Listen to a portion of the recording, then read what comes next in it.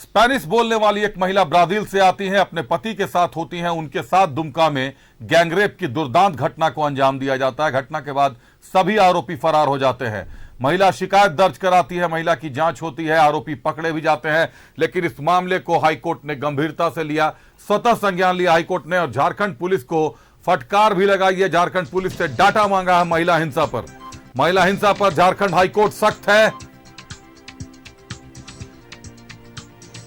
Spanish महिला से gangrape के मामले पर गंभीर हुई है हाईकोर्ट। कोर्ट ने लिया स्वतः संज्ञान।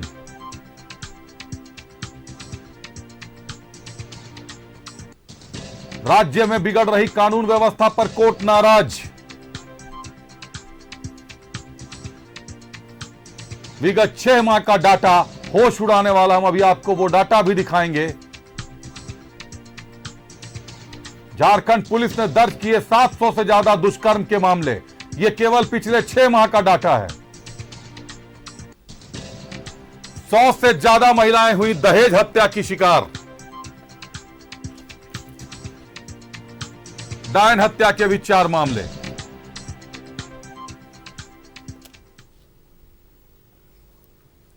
यह झारखंड है।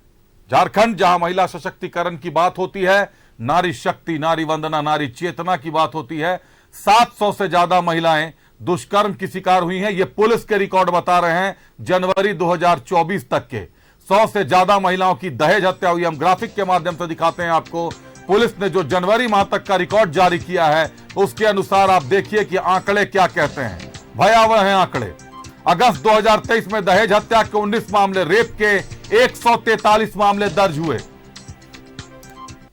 सितंबर 2023 में दहेज हत्या के 16 मामले पूरे राज्य में, 149 रेप की घटनाएं। अक्टूबर 2023 में दहेज हत्या के 20 मामले, रेप 136। नवंबर 2023 में दहेज हत्या के 23 मामले, 117 महिलाएं हुई रेप का शिकार। दिसंबर में 10 मामले दहेज हत्या के, जबकि 116 युवतियों के साथ दुष्कर्म की वारदात को अंजाम दिया गया।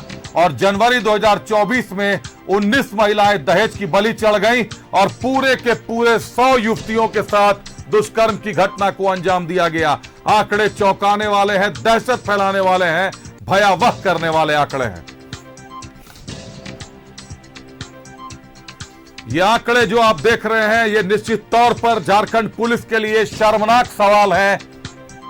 अगस्त 2023 में दहेज, ये सारे आंकड़े झारखंड पुलिस ने ही जारी किए हैं और अब ये आंकड़े लेकर उनको हाईकोर्ट जाना होगा। क्या बताएंगे हाईकोर्ट को कि कैसी चल रही है कानून व्यवस्था राज्य में। नारी शक्ति की बात करते हैं, नारी सशक्तिकरण की बात करते हैं। महिलाओं के साथ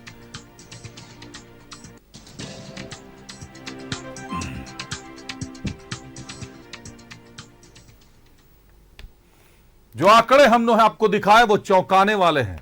ये आंकड़े महिला उत्पीड़न के मामले इनसे अलग है। अभी महिला उत्पीड़न के मामले अगर मैं दर्ज कर लेता तो अभी आंकड़ों में और कई बेतहाशा वृद्धि आपको दिखाई देती। ये जो आंकड़े थे, ये दहेज हत्या के आंकड़े थे।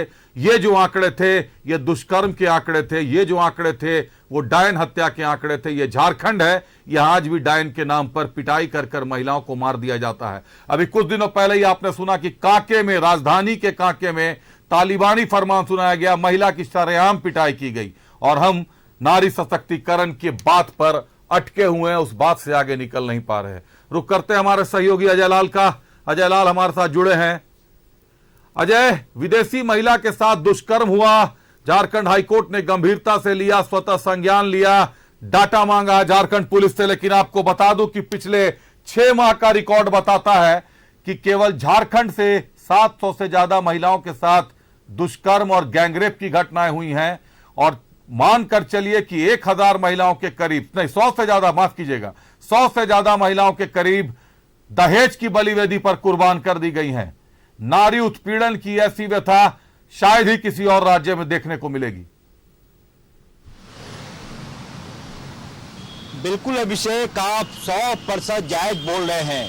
और यह इसलिए हो रहा है अभिषेक इस राज्य में कि कानून का इकबाल नहीं है, राज्य पुलिस का इकबाल खत्म हो गया है। आप कोई एक ऐसा उदाहरण बता दें जब आपको लगा हो कि राज्य का डीजीपी किसी जिले का औचक निरीक्षण करने गया हो। कोई एक ऐसा क्षण बता दें, कोई एक ऐसा मौका बता दें जब राज्य का डीजीपी अचानक किसी थाने में जाकर यह देखता हो कि पुलिस डायरी में क्या कुछ लिखा गया है। और यह इसलिए भी हो रहा है कि जब कमान ऊपर का सुस्त होता है तो नीचे के अधिकारी बेलगाम हो जाते हैं। मैं ये नहीं कहता कि तमाम व्यक्ति के पीछे पुलिस खड़ी रहेगी, लेकिन कानून का इकबाल होना चाहिए। लोगों को यह लगना चाहिए कि यदि मैंने अपराध किया है तो कानून के हाथ उस तक पहुंचेंगे। लेकिन जब ये सब नहीं होगा तो ऐसे ही घटनाएं सामने होंगी। ये तो जो आपने आंकड़ा बताया, ये ऐसे आंकड़े हैं जो कि पुलिस थाने में दर्ज है। कई ऐसी महिलाओं को, कई ऐसी लड़कियां, कई ऐसी झारखंड की बेटियां जो लोक लिहाज के डर से थाने नहीं जाते हैं। यदि ऐसे लोगों को आप आंकड़ा शामिल कर देंगे तो ये आंकड़ा कहां जाकर रुकेगा कहना मुश्किल है। देखिए, राज्य की सरकार ने राज्य की पुलिस को फ्री हैंड दे दिया है। आज तक हमने कभी नहीं सुना कि मुख्यमंत्री रहते हुए हेमंत सोरेन ने कभी राज्य की पुलिस को किसी अपराधी के लिए पैरवी किया हो।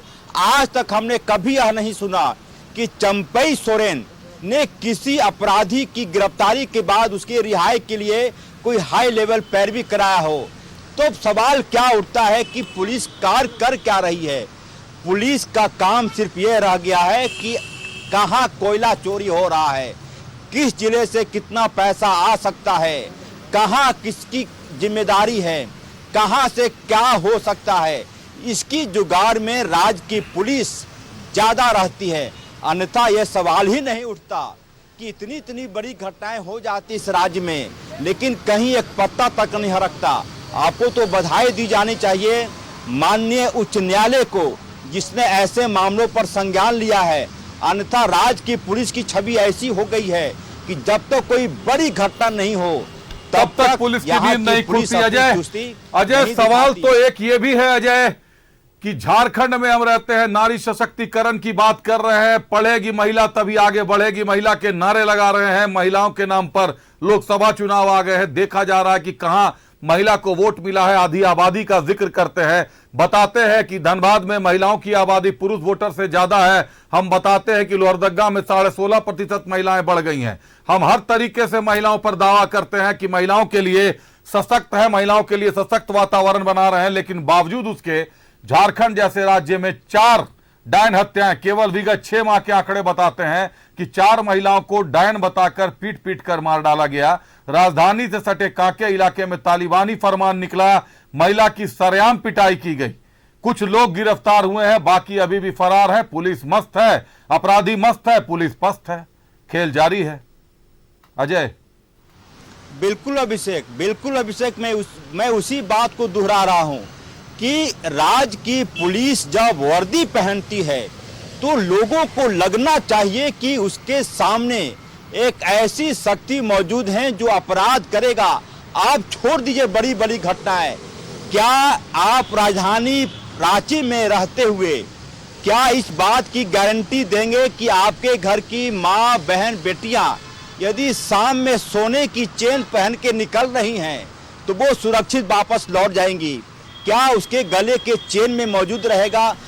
ताज्जुब होता है, आश्चर्य होता है कि राजधानी रांची में दूर दराज के इलाकों की तो बात छोड़ दीजिए, लातेहार में क्या होता होगा, सिमडेगा में क्या होता है, गुमला में क्या होता है, लोहरदगा में क्या होता है, शाम 7 बजे के बाद पूरा झारखंड जानता है।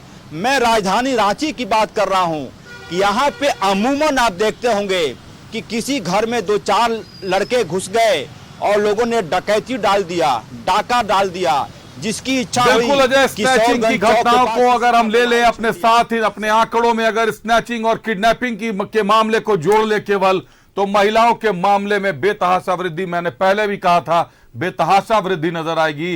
स्थिति यहां तक है कि एक आईपीएस की मां के गले से भी चेन स्नैच कर लिया गया था, स्नैचिंग किया गया था धनबाद में। वो स्नैचर पकड़ में आ गया, लेकिन राह चलती हर तीसरी महिला स्नैचिंग की शिकार बन रही है, पकड़े नहीं जा रहे हैं। साइबर फ्रॉड की शिकार बन रही है, महिलाओं की अश्लील तस्वीरें उतारी जा रही हैं, बच्चियां हैं स्कूल की जिनकी तस्वीरें उतारी जाती हैं, लेकिन लाज शर्म से कोई नहीं जा पाता थाने तक। और थाना के पास जब आप बताइएगा, सीनियर अधिकारियों से बात कीजिएगा, तो थाने के रास्ते आने का आपको सुझाव देंगे, सलाह देंगे। और उस रास्ते जाना एक गार्जियन के लिए, अभिभावकों के लिए काफी मुश्किल हो जाता है, सवालों का सामना करना। बहुत धन्यवाद अजय हमारे साथ जुड़ने के लिए, तमाम जानकारियों के लिए। हाईकोर्ट ने संज्ञान लिया है, निश्चित तौर पर हाईकोर्ट को धन्यवाद दिया जाना चाहिए, लेकिन पूरे मामले पर हाईकोर्ट को गंभीरता बनाए रखना चाहिए, अधिकारियों से जवाब तलब होते रहना चाहिए, तभी यह मामला थमने पर आएगा। और इसी बीच लातेहार से एक बड़ी खबर आ गई है हमारे बीच।